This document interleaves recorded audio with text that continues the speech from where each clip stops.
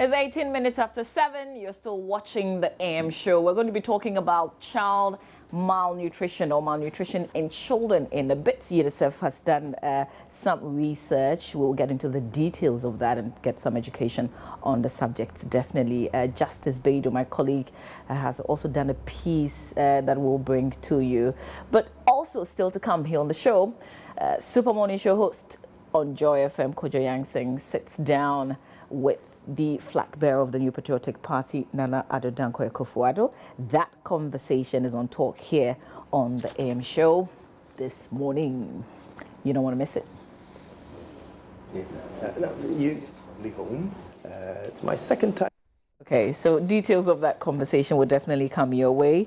But we're told that too many children in Ghana suffer from health issues stemming from malnutrition, which is an underlying cause of 1/3 of all child deaths. When you hear the statistics, you know that this is a very important subject that we have to spend time on. More than 1 in 5 children in Ghana is said to suffer from chronic malnutrition. The situation, we're told, is worse in the northern region, where 37% of children, suffer from one form of malnutrition or the other. So Justice Beidou, my colleague, went to the Volta region, and this is one of many stories that he will bring from across the country. On my banner this morning, that's the subject that we're dealing with.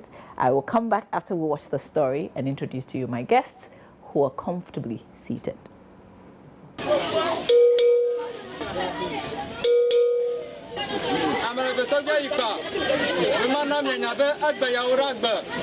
A call to action. This is Have Jerusalem, the Volta regional town at the heart of Ghana's fight against child malnutrition.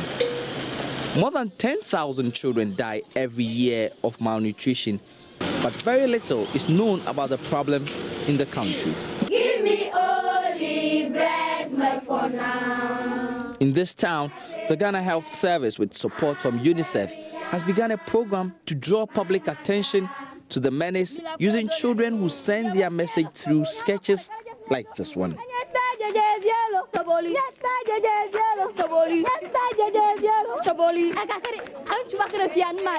Some of the children's mothers are practicing the same way we are teaching them to do, but some, they don't understand the thing that we are teaching them. So I would advise my teachers to come closer to them and tell them what they should do.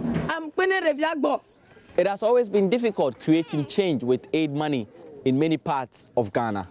But here, in this village of about 1,000 people, it is the incredible sense of community from everyone, including these children, that is helping create change in healthy ways of living and helping many young children grow past their first 1,000 days of life. After practicing the bad practice, the 2 practices, I did them all. I neglected it first, but after my train, I came back to myself. So that means I practice both, and I've realized that it's good to depend on the exclusive breastfeeding for your child to be actually healthy at 2. That's what gingered me after practicing both, and I've selected the exclusive breastfeeding. That is the only food for a child to 6 months. That's why I've came up with this particular play for the whole world to understand. The impact of bad nutrition is more important the younger you are. And we know that if we miss good nutrition in the beginning, we miss a lot of good things later on in life. Jifa, age 14, wants to be a doctor. Ruth, 13, wants to be a nurse. And Simon, the bad man in today's play, wants to be a teacher someday. But for now, they are the heroes setting an agenda which they hope will trigger a bigger national discussion. Justice Beidou, Joy News, Have Jerusalem.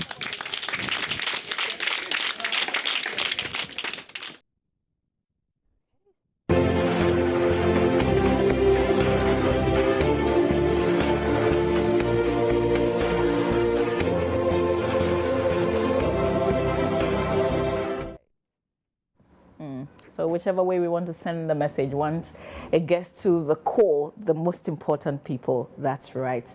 But let me introduce to you my guests in the studio. Susan Ngongi is UNICEF rep in Ghana, and Dr. Linda Venuto, our own Dr. Linda Venuto, is Regional Director, Ghana Health Service, Greater Accra Region. Thank you so much for joining us on this subject. I think I want to start with you, Susan, because UNICEF has done quite a bit of work in this area. So tell us exactly what you found. Well, I think generally the key message is nutrition is really important. I think Ghana has been making a lot of progress. A lot of the indicators are moving in the right direction. Stunting is going down, wasting is going down. Stunting is chronic malnutrition, is when children appear a little bit short for their age, so to speak. Wasting is when they're a little bit lighter than they should be. So the numbers are looking better and better from the latest demographic health survey that was done last year, the figures that we have. But still, they're still important. So stunting now is about 19%. It's gone down from 22% a few years ago. And if you look at 19%, that's 1 in 5 children. And I think the key message is we really have to invest in nutrition. And one of the key investments we can make in nutrition is focusing on children in the first 1,000 days of their lives. That's from when they're conceived to when they're 2 years of age. And in that focusing of children in the first 1,000 days of their lives, exclusive breastfeeding. Again, the numbers have been improving in that area. We went from 46%, I think, of exclusive breastfeeding to now we're at 50-something%, but it's not high enough. And when you think about the impact that breast milk has on babies and how you can really set them up to be able to do well in future, it's a shame that more are not practicing exclusive breastfeeding. Let's push for the 6 months maternity leave, I say. Well, maybe it all goes hand in hand, but we should still find ways of making sure that those children are getting the breast milk. Dr. Venuto, explain to us in your professional terms, not the big ones, what malnutrition is basically. Well, good morning to you and to all the viewers and listeners. I think it's a very important topic to discuss, especially at this time. I'll explain what malnutrition is, but listening to the statistics is not very good. In those days, one would have thought that when a woman delivers, she will automatically breastfeed. And that is what was happening. Our mothers did that. So why is it that now only 54% are breastfeeded? Why should we even It's pressure work. Yes. Oh, well, Partially, beg people to breastfeed. So it is very important, and as has been said, malnutrition, as the name implies, is just bad nutrition. Mal is bad. Nutrition is food, feeding, what you're getting in. So malnutrition is not eating right. Malnutrition is not getting what you need from outside into the body for the body to grow and grow well. So malnutrition is anything that will stop a body from becoming what it should be at the age that that person is. So if you take a child, if a child is born, we say that this child must be 2.5 kg or more. But you find that some babies are born that are very small. Some of them you call low birth weight. And the reason is that this baby might have been born earlier than the 9 months, or is born at 9 months but is very, very small. And there are several reasons why this happens. If a pregnancy goes to 9 months but the baby is born small, then it means that this baby has suffered what we call intrauterine growth retardation. Okay. Which means that whilst the baby was still in the mother's womb, this baby suffered some malnutrition. So the baby did not grow well, and there are reasons for that. And that is why I believe that we can even start, especially in the girls, before they become pregnant. And malnutrition even happens at that time. You find that a lot of people are not eating right. First of all, the quantities are not right, and the combinations are also not right. So they don't get what they need to get, and that means that they become malnourished. On the other side, some of them are overeating they are not exercising anyway. So they are also becoming malnourished, which means that, again, the body does not have the numbers and the quantities of what it needs to grow well. So you find somebody may be 10 years, but may weigh like someone who is 15 or 20 years. That is also malnutrition. And that also has its medical implications. So we can have malnutrition, in fact, all through life. Okay. We can even have an adult, let's say a man or a woman. Who's malnourished? Yes. Somebody might drink so much, might not eat well, or may do other things. Is that not checking your weight, you know, no, trying to control yourself? No, there's a difference. You see, we have the optimal weight because your height and your weight must give you a certain ratio. So we can have some people who are so tiny for their ages. And this is very important because I believe these days, a lot of the young girls don't want to grow as fat as we have grown. And therefore, they are not eating well. So the whole day, instead of eating something that is nutritious, they would prefer to take a bottle of some soft drink or something, eat a pie or something, and say, I've eaten, or this is all I'm going to eat. Remember that as a girl, you have to grow well. Your pelvis has to develop well. You should be able to carry a pregnancy to term.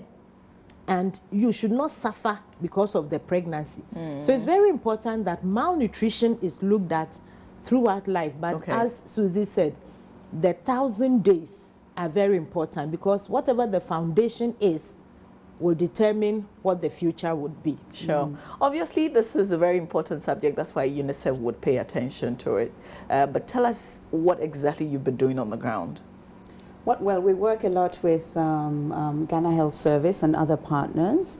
Part of what we do is training, for instance, training of health professionals so that they're better able to counsel mothers, they're better able to counsel children that they come in contact with. And small investments, what we saw very recently in the Volta region, very small investments have yielded significant results.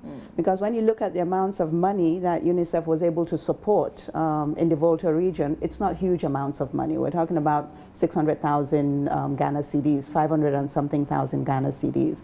But in a relatively short span of time, having very creative health professionals on the ground, they've been able to turn that into significant outcomes.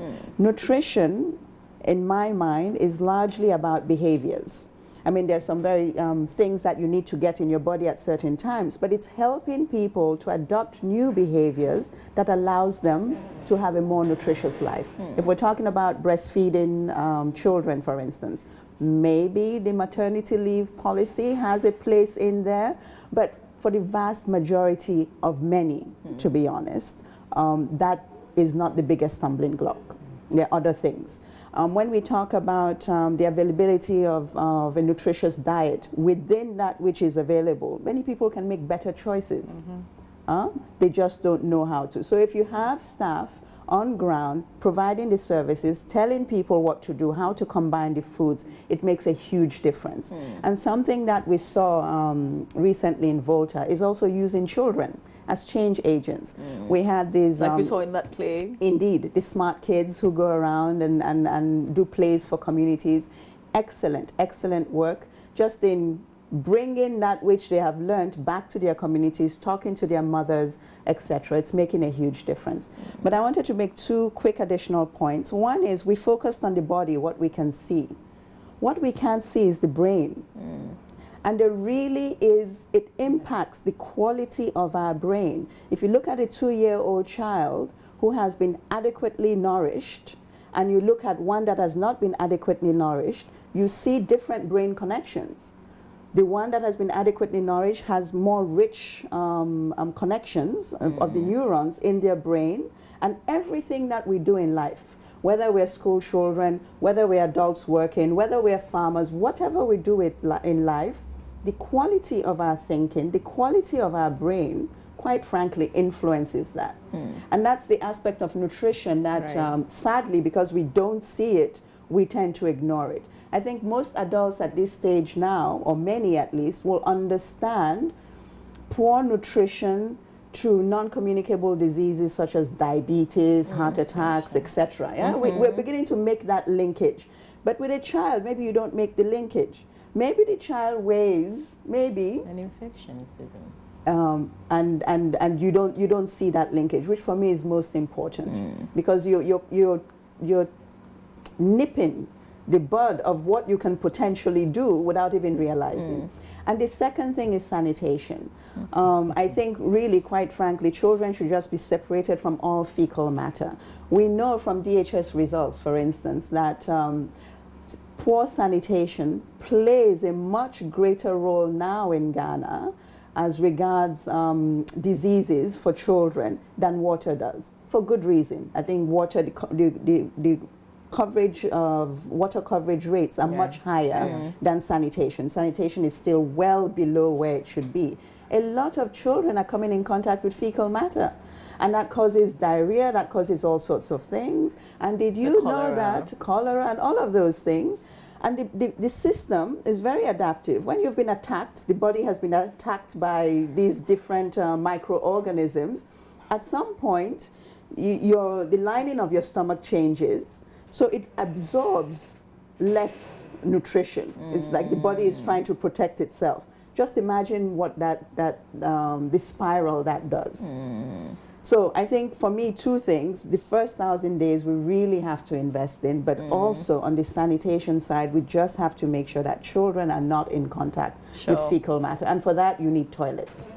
These are very good reminders. But there's something on my mind, Dr. Venuto. Can you have a child grow lean and be nourished?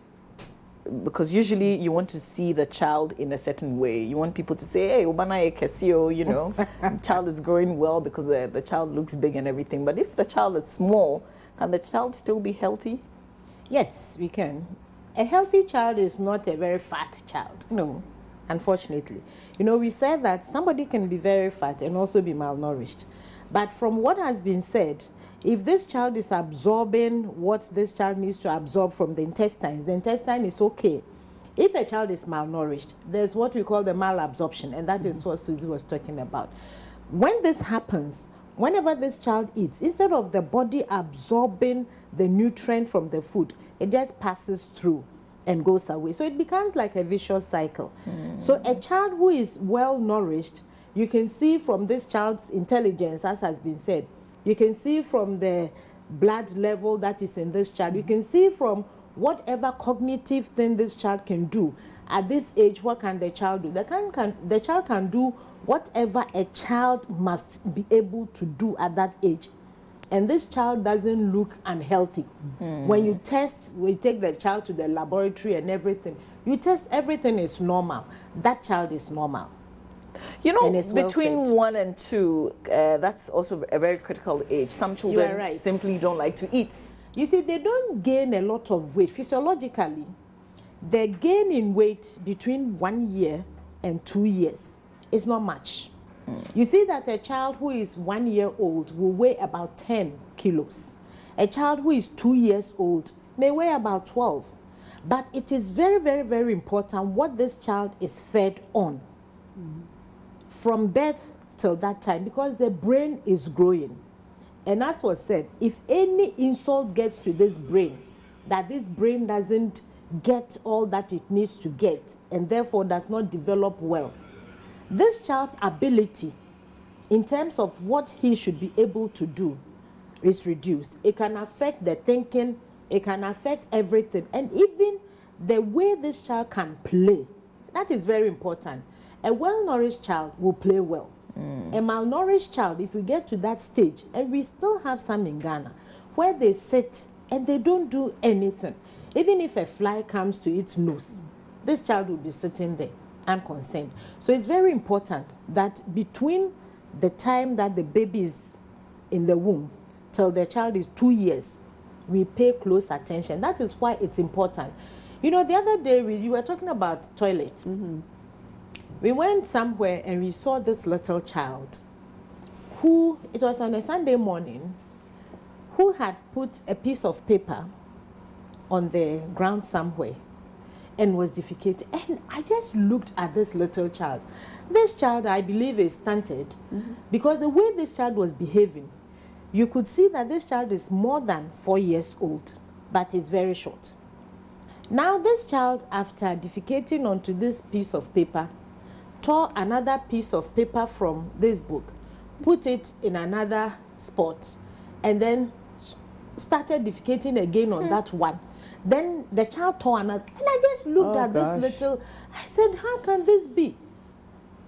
When this child finished, then we saw an elderly person come together. Yes, and this child picked these things up and put that into the chamber pot. So I was wondering, why did they not give this child the chamber pot to start with? So now this child, as young as he was, had started this. Definitely he cannot clean himself well. I don't know whether they had water there to wash the child's hand for him. Soap. And soap. So after this, the child can easily put the hand into the mouth. And this is how this child is going to get infected. So it is very, very, very important that behavior changes. And that's why I'm happy that they are using children to educate. I was going to ask, what do you think about that strategy? Well, I think it is good. You see, children learn from adults. They also learn from each other. If what they have been taught is something that they can identify with and they grasp it, it means that they can share it with the adults, they will share it with their peers, and their peers will also listen. It will be a shame, isn't it, for an adult to be told by a child that this is not how to do it. The last time when we had the open day at the PML, the children also enacted a play, and it was about oral hygiene. And I was surprised how they were talking to their parents about the oral hygiene. I said, wow. So it means that probably the schools have found that this is another way of getting adults to hear what they should have been telling children. You see, so now it's gone the other way. My prayer is that the adults will learn so that we would rather teach these little ones. But it's okay if they have understood it, because it is actually for them to be well nourished. You know now that if you ask the child, what should we prepare, the child will probably go for fried rice and chicken. But what about our food? And as was said, we have locally available foods which can be prepared, which are very nutritious, which will be less expensive, and which we can eat a lot of. If you are giving a child a piece of chicken, it will be very small. It may not necessarily satisfy all the needs that this child has. But if you give this child soup prepared from whatever that is available to us, which we eat anyway, it can be in the correct amount, the correct whatever, adding whatever we need to add, and that will make us grow better. So I think it's very important. It's okay. It's an addition to what we were doing previously. Sure. So Susan, what's the plan for the 3 northern regions? Where the numbers are the worst. Well, in the three northern regions, we're doing a variety of activities working with Ghana Health Service. And one of the key ones, which perhaps it's not extended everywhere else, is this business of looking at the wasting. There are many children who come to clinic really malnourished. So making sure that they get that counseling, but also that they have access to some therapeutic food. So these children are sick, and making sure that they get the treatment that they need to get well again, but also that the parents get the information that they need to have to prevent the child from getting sick again. And again, there, a lot of it is behavior. As you mentioned earlier, you know, between 1 and 2, children don't want to eat many times. And that's where actually the work of a parent is really, it's not easy being a parent. It's hard work. It's very hard work. But a lot of times, sometimes they slip. Right? They start losing weight a little bit, which is okay. But then if you're not paying attention, then they slip much further down. And there, again, behavior. Many parents don't recognize that this perhaps is a normal thing. They should just take the child to a clinic and get the information that they need to get. Many parents end up in prayer camps. Many parents they don't have hide the child. They don't have patience. And then that little drop becomes a big drop before they go to the clinic, and then we're treating an illness as opposed to just preventing something from happening. Okay. So a lot of that work will happen. A lot of the counseling work will happen. And again, as part of the philosophy of Ghana Health Service and the government generally, finding ways of making sure that people get help close to them where they are in their community. So working with the community health infrastructure that is in place, the chips, etc., making sure that that's available there. Okay. But Dr. Venuto, can you reverse the trend? If your child is malnourished, can you work on that child for him or her to get better? Yes, we can work on it. We have what we call the community management of severe acute malnutrition, where these children who are malnourished, the caregivers are actually counseled and educated and also offered the ready-to-eat food, this therapeutic food. And some of them, as soon as they see that this child is now gaining weight, they stop, they run away. They don't come back. But remember that the child's brain is important. So it is good that you go through the whole process. It's actually a series of things that they will do for you. They will help you. They will help you to feed this child. They will help you to prevent infections or go to the hospital as soon as you have this infection, and also even register with the National Health Insurance. So you see, and I wanted to us to show some pictures, but you find that a child who was so malnourished and goes through this particular program, treatment program, comes out very beautiful. And that is what we want to see. We don't want people to keep their children who are malnourished. You see, because it can become a vicious cycle. They may keep them at home, send them to their prayer camp, or even think that somebody somewhere is bewitching them. And instead of going for help, they rather stay at home. But we have facilities which we can use to help these people to reverse the malnutrition, because it shouldn't continue. You realize that a lot of people die from malnutrition, which should not be. It's very important. I think that most of your immunization, the weekly immunization that we don't immunize every week, but we go for the weigh-in. I think that's how we call it. So let me just call it that way. Some of the nurses are doing a great job, but there are others who also make you feel bad. You know, the moment they see you in front of everybody else, hey, woman on yin crowd. Sorry, I'm not sure you quite understand that, but sometimes they will tell you, oh, the child is not growing well at all. What do you feed the child? And when everybody else can hear what they're saying to you, it makes you feel bad. So sometimes the parents want to avoid that kind of thing.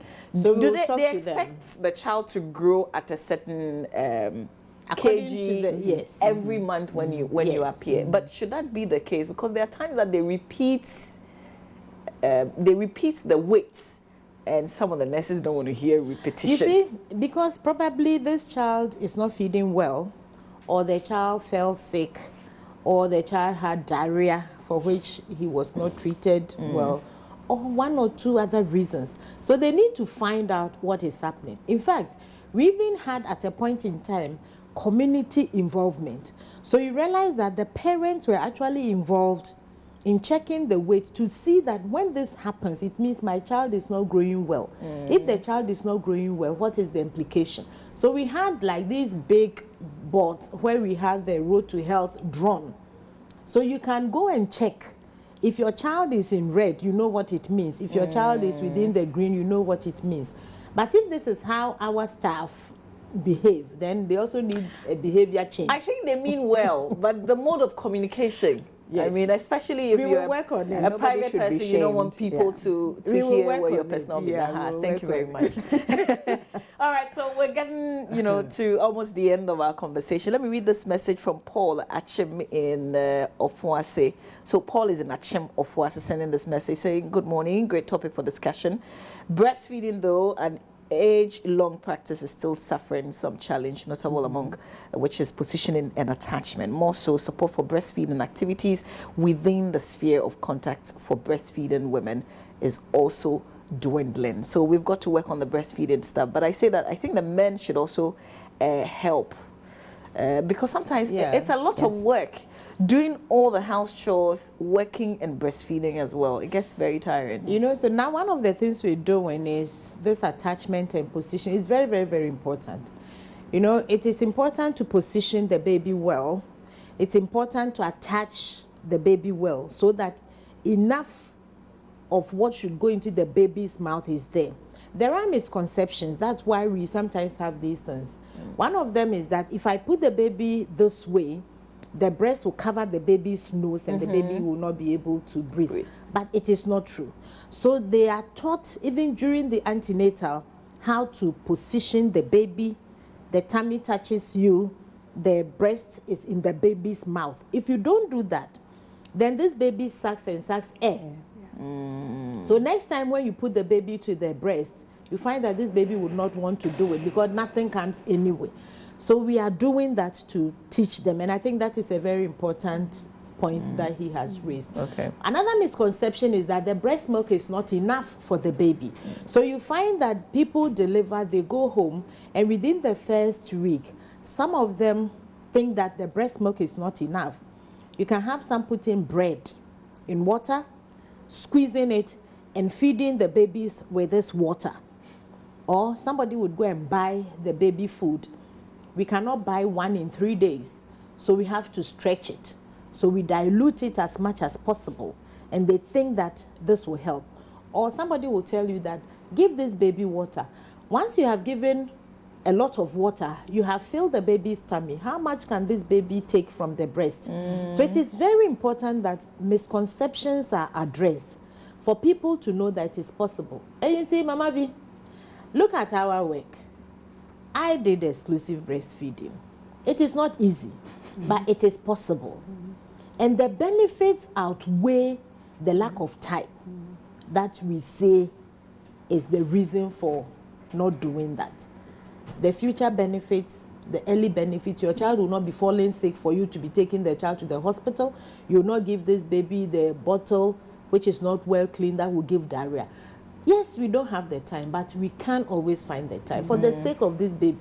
Sure. I think that's a good point. Maybe in terms of this behavior change, it's how to showcase those who have managed despite the challenges. And in the range of malnutrition that we're talking about, be it breastfeeding, who has managed to breastfeed despite working full-time? Who has managed to breastfeed despite living in a very deprived circumstances? You should go and find those people to show others that it's possible. Or even in terms of nutrition at all the various stages, who has managed to do it? We should ask those political, the heads of the political parties what they feed themselves for breakfast. Okay. Or what they feed their children for breakfast, or what they feed their grandchildren for breakfast. Maybe there we might want to correct some things. But finding those who are managing to do what should be done despite their challenges, or those who influence us seeing what they do, I think would... Essentially to inspire the rest of us. To inspire, because it's behavior.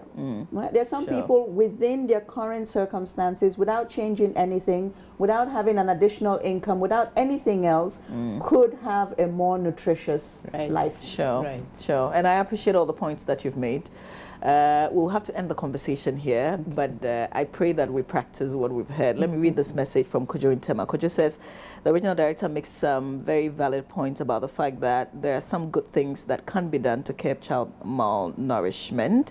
I'll also be interesting to know how we can harness efforts at community levels. Kojo, thank you very much for your message. This one from Dr. Abedi Kwadasweke Big Joshua says, well, I like that. The only political party, hey, Charlie, I think you're taking me to another realm. Is that the conversation that's coming up?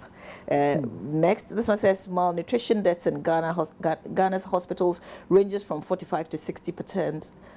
45 to 60% on notice, and especially under 5 children. Poor nutrition knowledge among most stakeholders affect nutrition. Edward is in the Upper West region. I am not sure where you're getting your statistics from, but thank you very much for sharing. Prince Amoate Kabodi writes from Oforikrom. No weapons formed against the man with vision. Okay, we're getting into another area right there. Salom in Aflao says, breastfeeding your own baby for 2 years is an obligation. Give it thought before you conceive. Won't tolerate that in my home. Wow. Salom in Aflao. Okay, but support, that's all we're saying. Okay, so thank you very much for your time. Thanks for sharing. May your support not come to an end. UNICEF in Ghana. I say amen. So Susan Ngongi is UNICEF rep in Ghana, and Dr. Linda Venuto is Regional Director, Ghana Health Service, Greater Accra Region. Thanks so much. Thank you so much for being here. All right, so coming up next, the conversation with the birthday man. It's actually his birthday today. The flag bearer of the national, the new patriotic party, Nana Addo Dankwa Akufo-Addo, and Kojo Yangsing is the host of the Super Morning Show.